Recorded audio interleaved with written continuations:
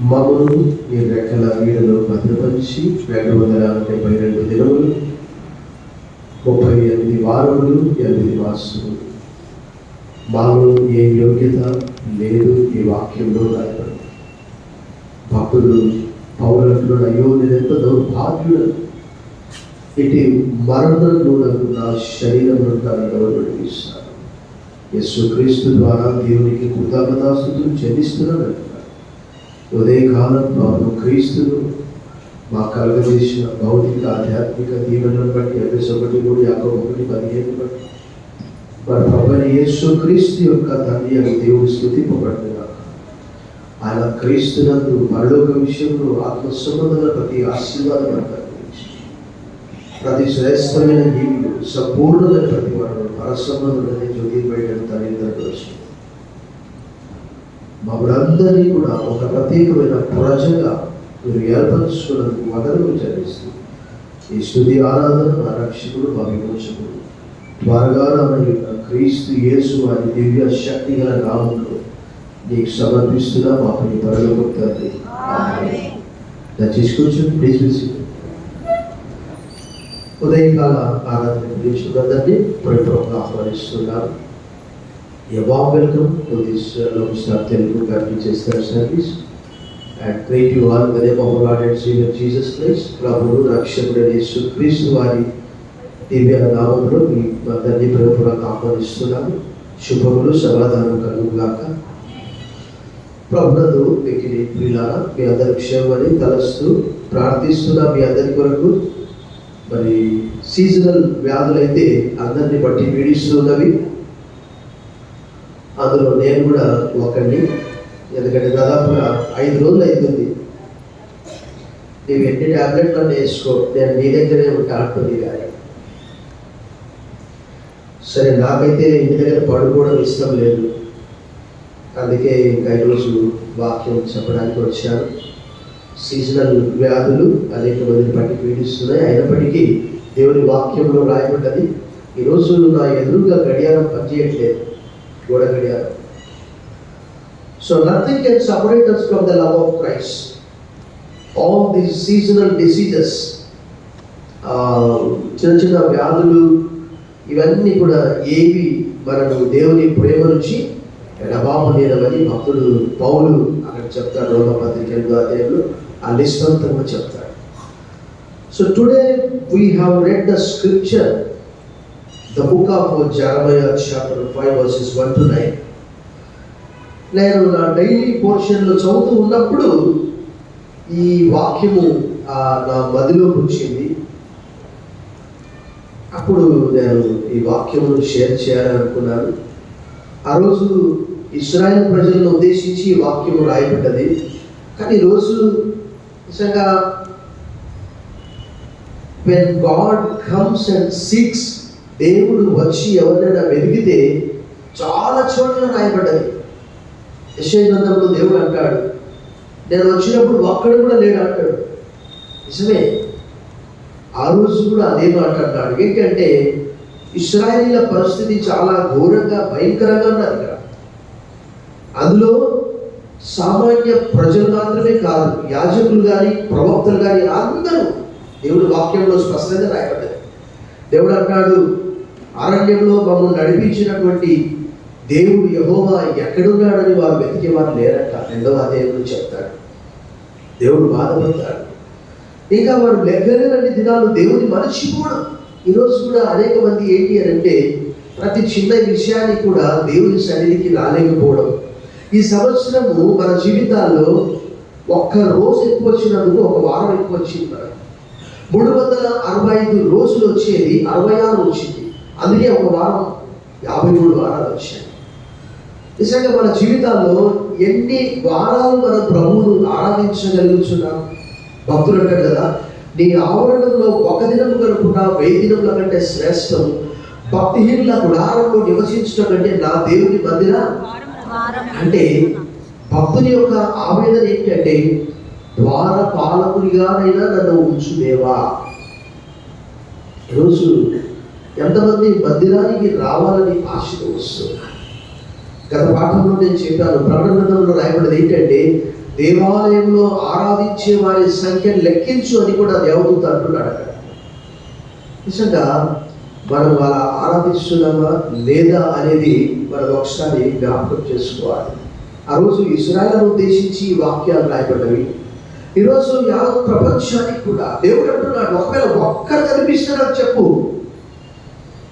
ఇర్మియా, whenever the injustice and unrighteous takes place, God takes intervention. ఎక్కడైతే అవినీతి అన్యాయము చుట్టుముట్టుకొని ఉంటుందో అది ఏ ప్రాంతమైనా కావచ్చు, అది ఒకవేళ దేవుని ప్రజల దేశం కావచ్చు, అన్య ప్రజల దేశం కావచ్చు, ఏదైనా కావచ్చు, సడన్లీ గాడ్ టేక్స్ ఇంటర్వెన్షన్ అంటే ఇక్కడ రాయబడ్డది. ఇర్మియా మొత్తం పట్టణమంతా వీధుల్లో పరిగెత్తు, ఎవరైనా ఒక్కడు, one who acts righteously justly, ఒక్క వ్యక్తి నీతిగా న్యాయంగా ఒకరు నడుచుకుంటే చెప్పారంటున్నాడు. ఆ రోజు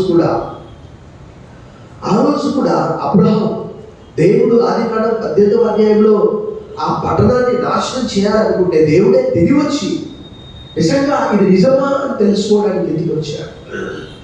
అబ్రహాము అక్కడ ఒక విజ్ఞాపన చేస్తూ ఉన్నాడు, lord will you sweep away the righteous along with the wicked. ప్రభువా, దుష్టులతో కూడా నీతిమంతులను నాశనం చేసినవా అని 18వ అధ్యాయం 23వ వచనంలో అంటున్నాడు. ఒకవేళ lord, if there are 50 righteous people are there, will you sweep away this city? ప్రభా, అక్కడ ఒకవేళ 50 మంది ఉంటే ఈ పట్టణాన్ని నాశనం చేస్తావా? ప్రభా, ఒకవేళ ఒక 5 మంది తక్కువ ఉంటే, if there are 45 righteous, will you sweep away the city?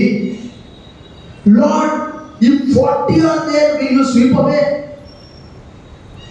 50, 45, 40, 30, 20, లాస్ట్లో 10. Okay, Abraham, if 10 people are there, the righteous people, I am not going to destroy this Sodom and Gomorrah. అంటే చూడండి, దేవుని వాక్యంలో ఏమని రాయబడ్డది?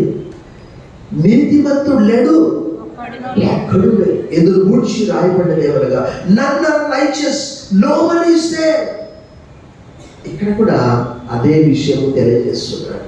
మానవులందరూ కూడా ఎవరిలో చూసినా కూడా, ఏ మనిషిని చూసినా, భక్తుడు అంటాడు కదా, పాపము చేయక మేలు చేయ నరుడు ఒకడైనను లేడు అని రాజుల గ్రంథంలో సొలొమోను చెప్తాడు, ప్రసంగి గ్రంథంలో కూడా సొలొమోను చెప్తాడు.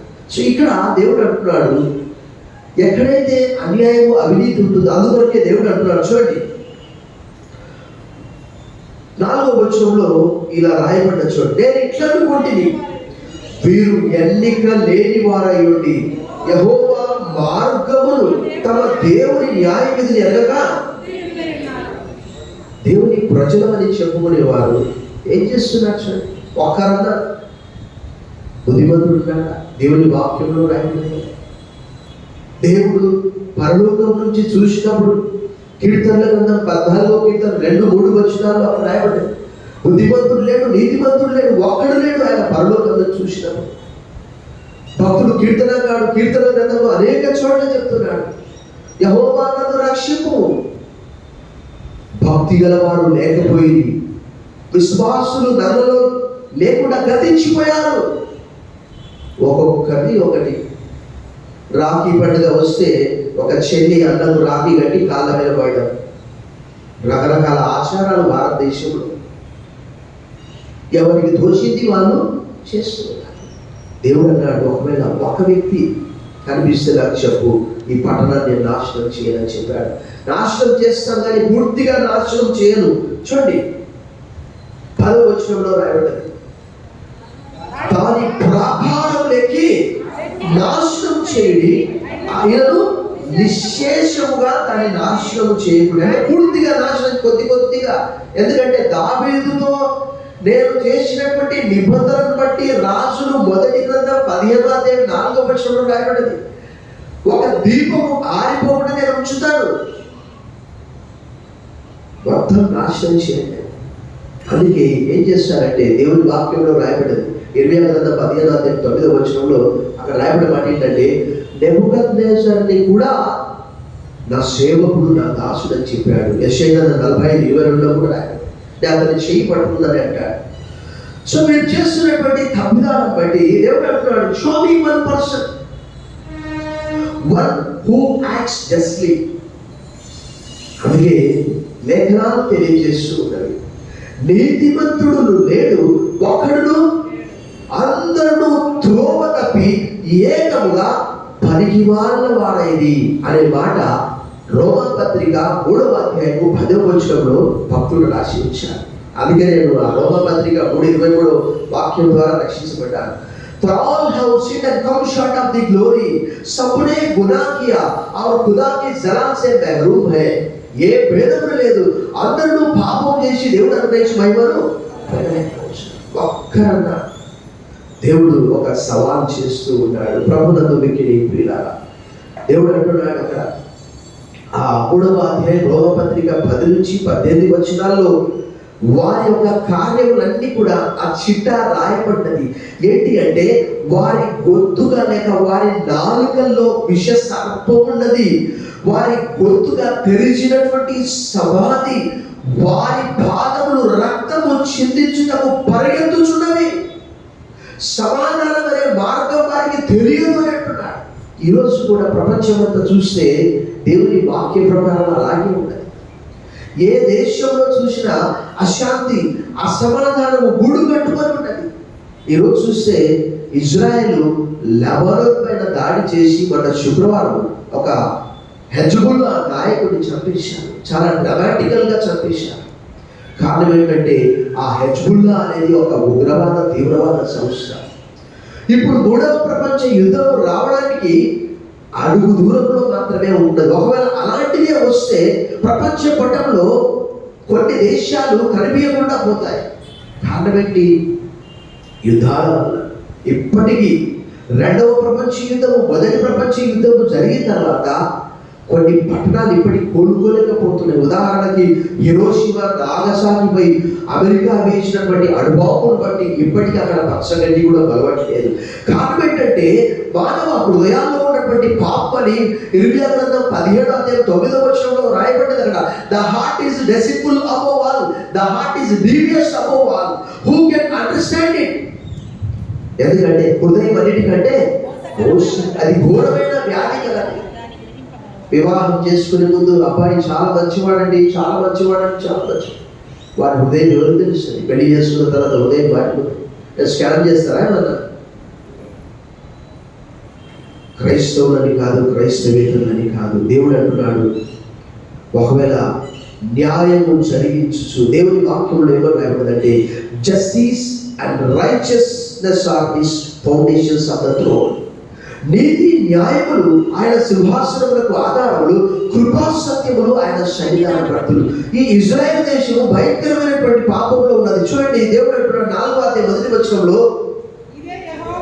ఇదే యెహోవా వాక్కు, ఇశ్రాయేలు నీవు తిరిగి రానుద్దేశించిన ఎడల ఎవరి దగ్గర రావాలి? నా యొద్దకే రావలెను. నీవు ఇటు అటు తిరుగుట మాని నీ హేయ క్రియలు నా సన్నిధి నుండి. దేవుడు ఏం కోరుతున్నాడంటే, ఆ రోజు ఇశ్రాయేల్ మధ్యలోనే కాదు, మన అనుదిన జీవితాల్లో కూడా ఇప్పుడు నీతి న్యాయం అనేది ఆమోసు గ్రంథంలో రాయబడ్డ నీతిగా అది నీళ్ల వలె పారనీయండి. అది మన పొరుగు వారి పట్ల కావచ్చు, అది మన భార్య పట్ల కావచ్చు, భర్త పట్ల కావచ్చు, పిల్లల పట్ల కావచ్చు, లేక పరదేశీ పట్ల కావచ్చు, పై అధికారుల పట్ల కావచ్చు, సబార్డినేట్స్ పట్ల కావచ్చు, ఎవరి పట్లనైనా కావచ్చు. కానీ దేవుడు అంటున్నాడు, ఒకవేళ న్యాయము జరిగించుచు, ఇర్మియా గ్రంథం 5:1 నమ్మకముగా నుండ యత్నించుచున్న ఒక్కడు మీకు కనబడేట్లు నేను దాన్ని అంటే, సొదొమ గొమొర్రా కంటే ఈ పట్టణం అధ్వానం అయిపోయింది. ఆ రోజు సొదొమ గొమొర్రాల గురించి అబ్రహాము, ప్రభా ఒకవేళ అక్కడ 50 మంది ఉంటే, 45 మంది ఉంటే, 40 మంది ఉంటే, 30, 20, 10 మందిని బట్టి అంటే నీతిమంతులను దుష్టులతో కూడా నీవు నాశనం చేస్తావు అంటే, నిజంగా ఒక్కరిని బట్టి అక్కడ ఆ లోతును అక్కడి నుంచి తప్పించడానికి కొంత సమయం ఆపాడు ఆయన. అక్కడ రాయబడ్డది, ఏమని రాయబడ్డదంటే, భక్తులను శోధనలో నుండి తప్పించుటకు ప్రభువు సమర్థుడు. చప్పట్లు కొట్టి మనం దేవుని భయపరచు. భక్తిహీనులను, దుర్నీతి పరులను, మలినంగా ఉండే వారిని ఆయన శిక్షిస్తాడు. భక్తులను శోధనలో నుండి తప్పించడానికి ఆయన సమర్థుడు అనే మాట పేతురు రాసిన 2వ పత్రిక 2వ అధ్యాయం 8-9 వచనాలు కలిసి అక్కడ రాయబడ్డాయి. సో ఇక్కడ కూడా భక్తుల యొక్క ఆవేదన ఏంటి అని అంటే, 14వ కీర్తన 2-3 వచనాల్లో చూసిన అదే మాట దేవుడు అంటున్నాడు. చూడండి ఒకసారి, 14వ కీర్తన 2-3 వచనాల్లో ఇలా రాయబడ్డది. దేవుడు ఎంత బాధపడుతున్నాడు. వివేకము కలిగి దేవుని వెతుకువారు కలదేమని యెహోవా ఆకాశం నుండి చూచి నరులను పరిశీలించారు. వారందరూ దారి తొలగి ఎలా ఉన్నారట? బుద్ధిగా చెడి ఉన్నారట. మేలు చేయవారు ఎవరు లేరు, ఒక్కడు కూడా లేరట. ఇంకా యెహెజ్కేలు గ్రంథంలో అయితే దేవుని యొక్క ఆవేదన 22వ అధ్యాయం 30వ వచనంలో చూడండి. The book of Ezekiel chapter 22 verse 30. అక్కడ ఏమని రాయబడిందంటే, నేను దేశమును పాడు చేయకూడనట్లు ప్రాకారమును దిట్టపరుచుటకును పదునైన సందుల్లో నిలుచుటకును తగిన వాడబడని నేను ఎంత విచారించినను ఒకడైనను. ఆ రోజు అబ్రహాము అసలు సంబంధం లేకుండానే సొదొమ గొమొర్రా వరకు ప్రార్థన చేశాడు. ఈరోజు ఎంతమంది సంఘ ప్రార్థనకు హాజరవుతున్నారు? ఆదివారం వచ్చామా, మళ్ళీ ఆదివారం వరకు ఎవరు కనిపించట్లేదు. యెషయా గ్రంథంలో అయితే చాలా చోట్ల నేను వచ్చినప్పుడు ఒక్కరు కూడా లేరు అంటాడు. 2-3 చోట్ల రాయబడ్డాడు. నేను పిలిచినప్పుడు పలికేవాడు ఒక్కడు కూడా లేడయ్యా. చూపిస్తాను చూడండి. యెషయా గ్రంథంలో ఇశ్రాయేలు ప్రజలతో దేవుడు ఏం చెప్తున్నాడు చూడండి. 66 యెషయా గ్రంథము 4వ వచనం. నేను పిలిచినప్పుడు ఉత్తరమిచ్చువాడు ఒకడును లేకపోయాను. నేను మాట్లాడినప్పుడు వినువాడు ఒకడును. నా దృష్టికి చెడ్డదైన దాన్ని చేసి నా ఇష్టము కాని దాన్ని కోరుకోండి. కావున నేను వారిని మోసంలో ఉంచును, వారు భయపడి వాటిని వారికి. వారు అంటున్నారు ఇశ్రాయేలు, ప్రభా మేమందరము అపవిత్రుల వంటి వారమైతివి. మా నీతి క్రియలన్నీ కూడా నీ ఎదుట మురికి గుడ్డల వలె ఆయను. 64వ అధ్యాయము 6వ వచనంలో రాయబడ్డది, మేమందరము ఆకు వలె వాడిపోతివి, గాలి వాన కొట్టుకొని పోవునట్లుగా మా దోషము మమ్మను. అంటే చూడండి, ఒక్కరంటే ఒక్కరు. యెషయా గ్రంథంలో చాలా చోట్ల దేవుడు అంటాడు, నేను పిలిస్తే అసలు నేను వచ్చినప్పుడు ఏడి ఒకడు కూడా లేడంట. మనం 66 చూసాము, ఇంకా చాలా చోట్ల రాయబడ్డాడు. దేవుడు ముఖ్యంగా యెషయా గ్రంథంలో చాలా చోట్ల వారితో మాట్లాడుతూ ఉన్నాడు. సో ఇక్కడ ఇర్మియా గ్రంథంలో చూస్తే ఎంత భయంకరమైనటువంటి పాపం అంటే, దేవుడు అంటాడు, అసలు ఈ భూమిని ఎంత అపవిత్రం చేస్తున్నారు మీరు. ఎవరైనా ఒక భార్య అంటే ఒక పురుషుడిని విడిచిపెట్టి పోయి వేరే అతన్ని వివాహం చేసుకొని మళ్ళీ అతన్ని విడిచిపెట్టి మళ్ళీ ఆ మొదటి వ్యక్తి దగ్గరికి వస్తే ఎలా ఉంటుంది? ఆ దేశం నిజంగా అపవిత్రమైపోతుంది కదా అని చెప్పి దేవుడు బాధపడుతూ అది 3వ అధ్యాయము 1వ వచనంలో ఆ మాట చెప్తున్నాడు. చూడండి, 3వ అధ్యాయము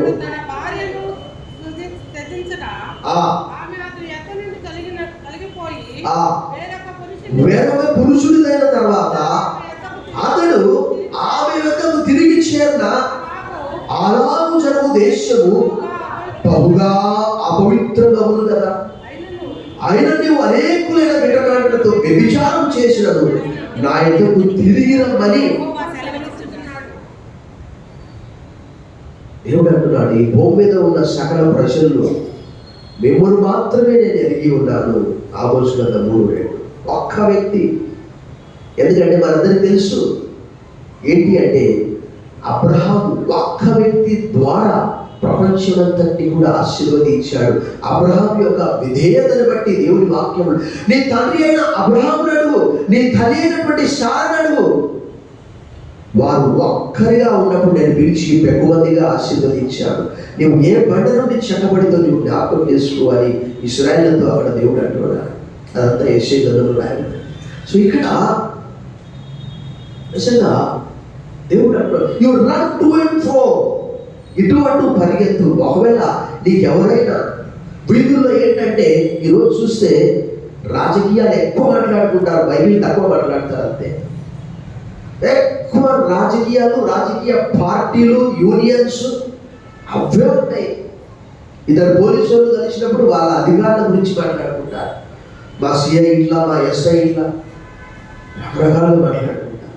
బైబిల్ అంటే ఎవరు మాట్లాడు? ఎందుకంటే దేవుడు అక్కడ దాని రాజవీధులలో విచారణ చేయండి, యెరూషలేము వీధుల్లో ఇటు అటు పరిగెత్తుచూ చూచి తెలుసుకోండి. ఎవరైనా బైబిల్ గురించి మాట్లాడతారేమో అని చెప్పి దేవుడు కనిపెట్టుకుని ఉన్నాడు. మలాకి గ్రంథం 3:16. ఒక్కరు కూడా అలా చేయట్లేదు. చూడండి, మీకా గ్రంథము 7వ అధ్యాయం 2వ వచనం మనం చూసాం. మీకా గ్రంథము 7వ అధ్యాయము 2వ వచనం మనం చూసాం.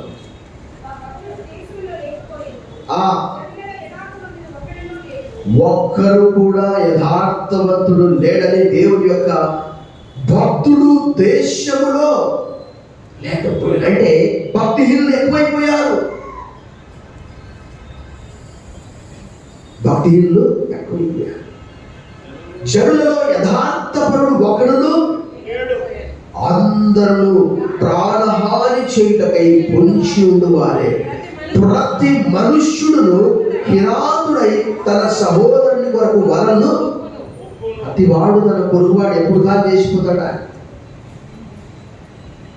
వాళ్ళు కూడా నిన్న అట్లే అనుకుంటారు, నీవు ఎప్పుడు కాదు చేసిపోతావు వాళ్ళు అనుకుంటారు. అందరికీ ఒకటే సూత్రం, మోసపోకుడు దేవుడు వ్యతిరేకపోడు, మనుషుడు ఏది విత్తున అదే పంట. సో దేవుడు ఎంత బాధపడుతుందంటే కారణం ఎవరి కొరకు? ఆయన కొరకు కాదు. దేవుని వాక్యంలో రాయబడింది కదా, ఆ 10 ఆజ్ఞలు, 5 ఆజ్ఞలు దేవునికి, మిగతా 5 ఆజ్ఞలు మనుషులకు. ఆ పొరుగువారి పట్ల ప్రవర్తిస్తే సరిగా ఆ మార్క్స్ వార్తలు రాయబడినటువంటి ఆ అద్భుతమైనటువంటి మాటలు మనం చూసామని. ఆ మార్క్స్ వార్తలోని అద్భుతమైనటువంటి మాటను మనము చదువుదాం. అక్కడ రాయబడినటువంటి మాట ఏంటంటే 12వ అధ్యాయము 33వ వచనం, పూర్ణ హృదయముతోను పూర్ణ వివేకముతోను పూర్ణ బలముతోను ఆయనను ప్రేమించుటయు. ఇంకేమంటాడు? ఒకడు తన్ను వలె తన పొరుగువాని ప్రేమించుటయు సర్వాంగ హోమములన్నిటికంటేను బలుల కంటేను అధికమని. దేవునికి బలి అర్పించే ముందు నీ సహోదరునితో ఏదైనా వివాదం ఉంటే దాంతో నువ్వు సరి చేసుకోవాలి అంటాడు. కయ్యూరు హెబెల్ల సంగతి మనకు తెలుసు. ప్రభు చాలాసార్లు నాకు చెప్తూ ఉంటాడు, దానిపైన ప్రశ్న వచ్చేవాడు, ఒకరు చేయాలి. హెబెల్ను చంపేసిన తర్వాత రక్తం మొరపెడుతుంటే మీ సహోదరుడు ఏడి అంటే కయ్యూరు ఏమంటాడు? నా సహోదరునికి నేను ఆమె కీపర్ ఆఫ్ మై బ్రదర్. ఈరోజు ఎవరి గురించి అనేది మాకు తెలియదు సార్, నాకు కాంటాక్ట్ లేదు, వాళ్ళు ఎవరు నాకు తెలియదు. 3వ సర్వీస్లో ముఖ్యంగా అలాగే ఉంటుంది. ఎందుకంటే ఎవరికి ఎవరో తెలియదు. 90% పీపుల్ చచ్చిపోతేనే మనకు అప్పుడు ఆ వార్త తెలుస్తుంది అంతే, అని మనం ఏం చేయలేదు. కాబట్టి ఈ మానవులందరూ కూడా దారి తప్పిపోయారు. కాబట్టి మనకు ఒక రక్షకుడు కావాలి.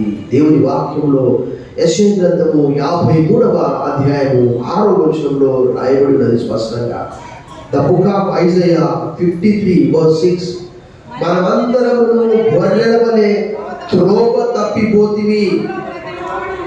మనలో ప్రతివాడును తనకిష్టమైన త్రోవకు తొలిగెను. యెహోవా మనందరి దోషములు అతని మీద మోపెను. చాలు. దేవునికి తెలుసు ఈ మానవులందరి కొరకు ఒక రక్షకుడు కావాలి. నేను డైలీ పోర్షన్లో ఏదైతే చదువుతానో అది కామెంటరీ చూసినా దాని వ్యాఖ్యానం అదే ఉంటుంది. మానవులందరూ కూడా we were all astray, perverted from the truth, astray away from the Lord. దావీదు కూడా తను తాను తప్పిపోయిన గొర్రె వలె తలస్తూ ఉన్నాడు. చూడండి 119వ కీర్తన 176 వచనం చివరి వచనం. అంటే 176 వచనాలు ఉన్నవని భావన. చూడండి, తప్పిపోయిన గొర్రె వలె నేను త్రోవ విడిచి తిరిగి నీ సేవకుని వెదకి పట్టుకొను. ఎందుకనగా నేను నీ ఆజ్ఞలను మరచివాడను. David considers himself as a sheep. He considers himself as a astray away from the Lord, like lost sheep. మనందరికీ తెలుసు మత్తయి సువార్తలు, లూకా సువార్తలు ఆ తప్పిపోయినటువంటి గొర్రె ఉపమానం యేసు ప్రభువు చెప్తారు. తప్పిపోయినటువంటి నాణెము, తప్పిపోయినటువంటి గొర్రె, తప్పిపోయినటువంటి కుమారుడు, మూడు ఒకే పాఠంలో రాయబడి. అదే లూకా సువార్త 15వ అధ్యాయం. ఆ ఒక్క గొర్రె తప్పిపోయినప్పుడు 99 గొర్రెలను విడిచిపెట్టి ఏం చేశాడు? దాన్ని వెతికి భుజం మీద వేసుకొని ఆనందంతో సంతోషంతో ఈ గొర్రె తప్పిపోయి తిరిగి దొరికింది అన్న ఆనందము ఆ కాపరికి. అలాగే మానవుల్లో ఇంకా మరి ఎక్కువగా నశించిన దాన్ని వెతికి రక్షించడము మనుష్య కుమారుడు ఈ లోకములకు వచ్చుననే మాట మనం లూకా 19:19 He came to seek the lost. పేతురు భక్తులు ఈ విధంగా తెలియజేస్తున్నాడు. చూడండి, పేతురు రాసిన మొదటి పత్రిక 2వ అధ్యాయము 25వ వచనంలో ఇలా రాయబడ్డది. మనమందరము కూడా ఎలా ఉన్నామట చూడండి. గొర్రెల వలె దారి తప్పిపోతే మీరందరూ ఇప్పుడు మీ ఆత్మల కాపరియు అధ్యక్షుడునైన ఆయన వైపులకు. ఈరోజు కూడా ఒక్క వ్యక్తి దేవుని వాక్యంలో రాయబడ్డది. You are the salt of the earth, you are the light of the world. మీరు లోకములకు ఉప్పై ఉన్నారు, మీరు లోకములకు. ఒక క్రైస్తవ కుటుంబం ఒక చోట ఉన్నదంటే ఆ ప్రాంతం అంతటికి వెలుగు. ప్రభు అన్నాడు మొట్టమొదట, I am the light of the world అన్నాడు. నేను లోకానికి వెలుగు. ఎవడైతే నా యందు విశ్వాసం ఉంచుతాడో వాడు చీకట్లో నిలిచి ఉండకున్నట్లు జీవ వెలుగును కలిగి ఉంటాడనే మాట రాయబడింది. ఈరోజు కూడా మనందరినీ కూడా మనమందరం తప్పిపోయినటువంటి గొర్రెవలే మనకు కనిపిస్తున్నాం. మనం చూస్తున్నాం అక్కడ దావీదు కూడా తను తాను తప్పిపోయిన గొర్రెవలే తలస్తూ ఉంటాడు. 119:76 నూతన నిబంధన గ్రంథంలో అయితే అక్కడ ఇందాక మనం చూసాము. ఒక్క వ్యక్తి అంటే ఒక వ్యక్తి లిస్ట్ అంతా కూడా చెప్తున్నాడు ఆయన. రోమాపత్రిక 3వ అధ్యాయంలో ఆ లిస్ట్ అంతా కూడా మానవుల భయంకరమైనటువంటి ఆ పాపాల చిట్టా అంతా చెప్తున్నాడు. 3వ అధ్యాయం 10వ వచనం నుండి ఇద్దరు మూడ్చి వ్రాయబడ్డది ఏమనగా, నీతిమంతుడు లేడు, ఒక్కడు లేడు, గ్రహించేవాడు ఒకడు లేడు, దేవుని వెతుకువాడు ఎవడు లేడు, అందరూ త్రోవ తప్పి ఏకముగా పనికి వాళ్ళ వారై మేలు చేయబడలేడు, ఒక్కడైనా లేడు. వారి గొంతుగా ఎలా ఉందట? తెరచిన సమాధి. తమ నాలుకతో మోసము చేస్తారు. వారి పెదవుల కింద ఎలా ఉందట? సర్ప విషం ఉన్నదట. ప్రైజ్ లార్డ్ అంటారు, మళ్ళీ చేసేటువంటి వెనక నుంచి గోతులు తీస్తూ ఉంటారు. ఆ ప్రైజ్ లార్డ్ ఏంటంటే బయట అన్నమాట. అందుకే పౌలు ఒక అద్భుతమైన మాట చెప్తాడు. ఏంటంటే మీ ప్రేమ నిష్కపటమైనదై ఉండవలెను అని రోమపత్రిక 12:9 చెప్తారు. ప్రేమిస్తే ప్రేమించు, లేకపోతే దూరం. Let your love be genuine అనే మాట ఆంగ్లంలో రాయబడింది. Hate what is evil and cling what is good. చెడ్డదాన్ని అసహించుకొని మంచిదాన్ని అసహించుకోవాల్సింది మనుషులను కాదు. చెడ్డదాన్ని అంటే వారిలో ఉన్న చెడు సో వారి పెదవుల క్రింద సర్ప విషయం ఉన్నది, వారి నోటి నిండా రక్తము చిందించడం వారి పాదములు పరిగెత్తుచున్నవి, నాశనమును కష్టములు వారి మార్గంలో ఉన్నాయి, శాంతి మార్గం వారు ఎరగరు, వారి కనుల ఎదుట దేవుని భయము. అనేక సార్లు వార్తాపత్రికల్లో చదివితే నాకు ఆశ్చర్యం అనిపిస్తుంది. ఏంటి అంటే, ఇదే మిషన్ కాంపౌండ్లో వడ్డీ వ్యాపారం చేసేవారు వసూలు చేసుకోవడానికి కత్తులు పెట్టుకొని తిరిగి 100కి 10 రూపాయల వడ్డీ, 15 రూపాయల వడ్డీ, 20 రూపాయల వడ్డీ. ఆ మనీ ఇవ్వకపోతే ఎవరైతే ఇవ్వవచ్చు వాళ్ళ కత్తితో పొడిచిన సందర్భాలు ఉన్నాయి. చూసే వాళ్ళ పేర్లన్నీ చూస్తే అన్ని క్రిస్టియన్ పేర్లే పేపర్లు వస్తాయి. అంటే వారితో క్రీస్తు ఉన్నాడా? ఒకసారి ఆలోచించి. అందుకే దేవుడు అన్నాడు, ఒక్కనన్నా చూపి ఎదిగాలి, ఒక్క వ్యక్తిని చూపి ఈ పట్టణాన్ని నాశనం చేయకుండా ఉంటా, క్షమిస్తపో అంటే ఒక్క వ్యక్తి కూడా కనిపించట్లేదు. ఆ మాట చదువుకొని మనం ముగించుకుందాం. ఇర్మియా గ్రంథము 5వ అధ్యాయంలో ఇందాక చూసినటువంటి దాంట్లో 7వ వచనం చూడండి. నీ పిల్లలు నన్ను విడిచి దైవము కాని వాటి తోడని. 2వ వచనంలో అదే మాట రాయబడ్డది, 7వ వచనంలో అదే మాట రాయబడ్డది. లేవియాకాండం 19:12లో యెహోవా తోడని అబద్ధ ప్రమాణము చేయకూడదు అని దేవుడు చెప్పాడు. యేసుప్రభు వారు కొత్త నిబంధన దేవాలయం తోడని ఒక నొట్టు పెట్టుకుంటాడంట. 23:16 అంటాడు. ఇంకేమంటాడంట, దేవాలయం లోపల ఉన్న బంగారు తోడని నొట్టు పెట్టుకుంటాడంట. చూడండి ఎట్లా ఉంది ఒక్కొక్కరికి. ఇలాంటి వాళ్ళు కూడా. కాబట్టి యెహోవా జీవము తోడు అని మాట పలికినను వారు మోసములకై ప్రమాణము చేయదు. 7వ వచనంలో కూడా నీ పిల్లలు నన్ను విడిచి దైవం కాని వాటి తోడని ప్రమాణము చేయదు, నేను వారిని తృప్తిగా పోషించినను వారు వ్యభిచారము చేయొచ్చు, వైశ్యలైనలో గుంపులు కూడుదును, నేను ఎట్లు నిన్ను.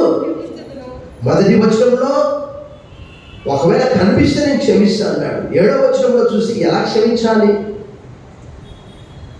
దీని చరిత్ర చాలా ఉంటుంది. ఇంకా యోషియా అనే రాజులు 2వ గ్రంథం 22-23, దినవృత్తాంతములు 2వ గ్రంథం 33-34 ధర్మశాస్త్రాన్ని తూచా తప్పకుండా పాటించాడు, పస్కా ఆచరించాడు. ఒక్కసారి వాక్యం వింటనే పశ్చాత్తాపడ్డాడు, ఏడ్చాడు. మరి మనం ప్రతి వారం వింటున్నాము. ఒక్కసారి వింటేనే. చూడండి ఒకసారి రాజులు 2వ గ్రంథంలో రాయబడినటువంటి మాట. రాజులు 2వ గ్రంథంలో ఒక్కసారి వింటేనే యోషియాకు ఏడ్చాడు, ఆయన పూర్తిగా బట్టలు దించుకున్నాడు. మరి మనం ప్రతి ఆదివారం కూడా వింటున్నాము. చూడండి అక్కడ రాయబడ్డ మాట. రాజులు 2వ గ్రంథం 22-11 వచనం.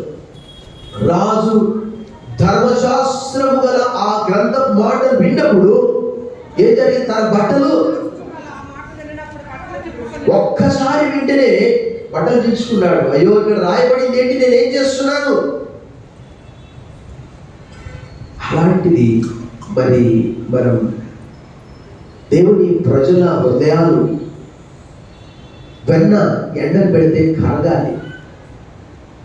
కానీ ఇక్కడ రాయబడినటువంటి మాట ఏంటంటే, మీ హృదయాలను మీరు రాతి కంటే కఠినంగా చేసుకున్నారు. అక్కడ రాయబడినటువంటి మాట చూడండి, ఎంత కఠినంగా చేసుకున్నారు. చూడండి అక్కడ 3వ వచనంలో, యెహోవా యథార్థత మీదనే కదా నీవు దృష్టి ఉంచుచున్నావు, నీవు వారిని కొట్టిదివి కానీ వారికి దుఃఖం కలగలేదు, క్షీణింపజేసి ఉన్నావు కానీ వారు శిక్షకు లోపడలేకుండా రాతి కంటే తమ ముఖములను మనుటకు. దేవుని వాక్యంలో రాయబడేది ఏంటి అంటే, హృదయము కఠినపరుచుకుని వాడు కీడులో పడు. దేవుని వాక్యంలో రాయబడి. సో ప్రతిరోజు కూడా వాక్యం వింటూ దాన్ని ఏమంటారు, ఎండకు బంకమన్నట్ట ఇంకా గట్టిగా అవుతుందంట. అయితే వెన్న ఎండకు ఏం జరుగుతుందంటే కరిగిపోతుంది. అలాగూ దేవుని ప్రజల హృదయాలు అలా కరిగిపోవాలి. సో ఈ సమయం ముందు మనం నేర్చుకోవలసినటువంటి పాఠం ఏంటంటే, మనమందరం ఒకనొకప్పుడు గొర్రెల వలె త్రోవ తప్పిపోతుంది, మన దోషములన్నింటినీ కూడా దేవుడు ఆయన పైన మోపాడు. ఇప్పుడైతే మన ఆత్మల కాపరి అధ్యక్షుడైన యేసుక్రీస్తు వైపు మనము మళ్ళీ ఉన్నాము. తల వంచండి, ప్రార్థన చేస్తాం. సర్వశక్తి గల దేవా, ఈ దినము ఇర్మియా గ్రంథంలో నుంచి మాకు నేర్పించినటువంటి పాఠమును బట్టి నీకు వందనములు. నీవు వచ్చినప్పుడు కూడా లూకా సువార్త 18వ అధ్యాయం 8వ వచనంలో రాయబడ్డది, ఆయనను మనుష్య కుమారుడు భూమి మీదకి వచ్చినప్పుడు మనుష్యుల్లో మరలా ఆ విశ్వాసమును కనుగొన్నా అని మాట్లాడు. నిజంగా నీవు వచ్చినప్పుడు మేము ఏ స్థితిలో ఉంటామో ప్రభా, ఆ విశ్వాసంలో స్థిరంగా బలంగా ఉండటకు సహాయం చేయమని యేసు నామములో ప్రార్థిస్తున్నాం తండ్రి.